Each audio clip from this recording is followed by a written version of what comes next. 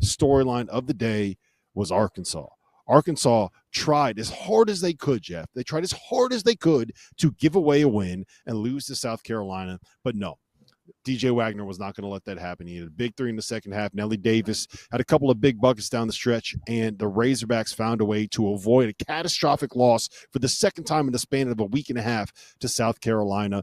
Arkansas now, according to our bracketologists, are probably safely in. Jeff, what do you make of what you saw with Arkansas today?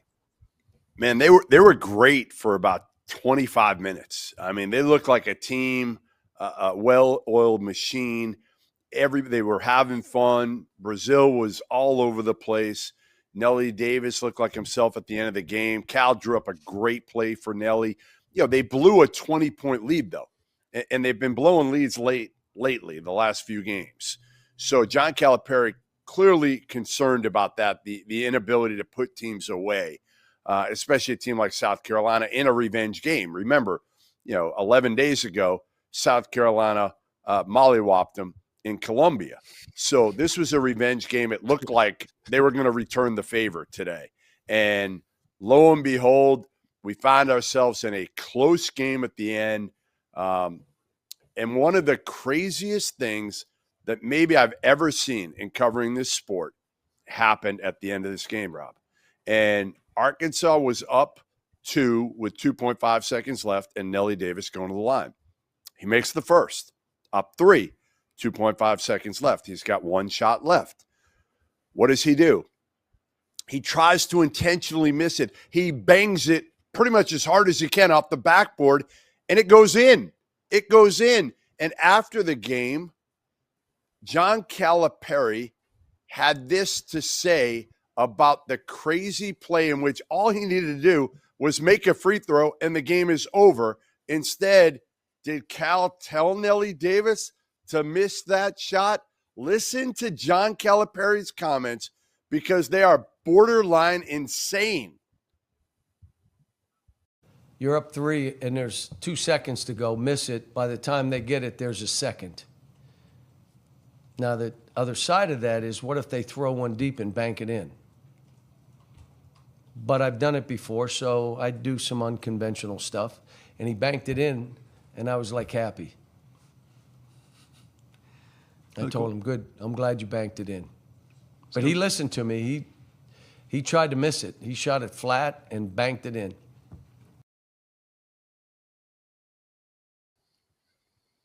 That's insane. That's look, there's a line of thinking when you're up by 1 and you have 1 more free throw to shoot and there's like less than 2 seconds left on the clock. You miss it because whether or not you miss it or make it, a three-pointer is going to beat you, right? And if you could draw up a play or take it out of bounds, you're more likely to get a better shot when you're only up by 2. But when you're up by 3, you get the tulip. You get to 4 points. What are we doing? There's no logic that makes sense. I feel like someone's covering for somebody here. It feels like Cal's been doing this a long time. I mean, this isn't his first rodeo, and the math doesn't check out. And I saw some people speculating that Nelly Davis kind of like went rogue and decided to try to miss it himself. You're telling me a 90% free throw shooter was like, you know what, I'm gonna have this one carry him off the rim. I don't. Something is You're not buying it. You're not buying it. Here. I'm not buying it. And honestly, like I don't really buy what Cal said either, because and if I'm him, even just saying that out loud would just feel crazy. So I mean, I could sit here and try to analyze this and break it down. I don't have an explanation for it, because when you're up 3 and you have a chance to make it 4 with an 88% free throw shooter, you do that 100 times out of 100. And I'm not sure why the attempt was to not do that tonight. And Cal Jeff, looked I have a shocked, question. Guys, wait, hold on, Rob. Cal did look shocked when Nelly missed the shot. When Nelly made the shot, okay, but like tried to miss it. So I couldn't tell whether Cal was surprised because Nelly made it, ended up going in, or he was surprised that Nelly tried to miss it. Like I couldn't tell. But can I read you a couple of the comments that I got from head coaches around college basketball about this? Because I got flooded with comments. And one of which was unbelievable. He said, a junior high school coach wouldn't do that. I'm literally flabbergasted. That was one. And I had a bunch in here basically just saying, like, what the hell was he doing? It was just, honestly, I've never seen anything like it, ever. And again, they're lucky here. They're lucky because if they blow this game, let's say Nelly misses that and it caroms off the rim hard, you've got momentum going the other way. South Carolina grabs the ball, and they might be able to get a shot from half court that, who knows, might end up, tying the game. And this is a big one for Arkansas, though.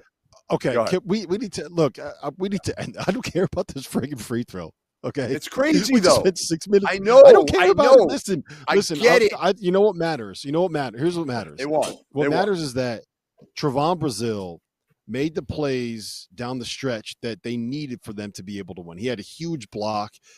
He had 2 consecutive possessions where he was able to save the ball out of bounds. And the bottom line is this: like, Arkansas went from being a team that was basically out of the tournament and out of contention. They were 0-5 in the SEC, and now they are very likely going to be dancing. And if they beat Ole Miss, they got a real chance to avoid a playing game. And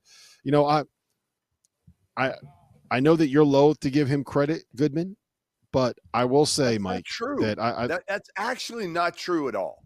I'll give him credit for the turnaround. I'll give him credit because what Cal does, the best thing about John Calipari is his ability to, number one, get guys with big egos to play together. Okay, he's done that for years.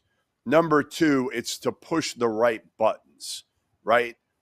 But what I'll say is, again, and I'll go to my grave with this one, like, he underachieved for 3/4 of the season. He did. You could say what you want. They should never be in this position in the first place. It's the same thing with the Indiana Hoosiers.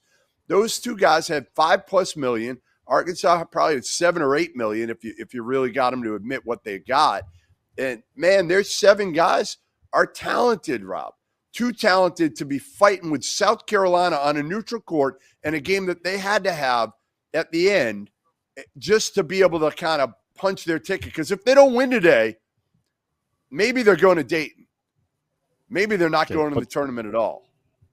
But did they win today? They did. Good win. Okay.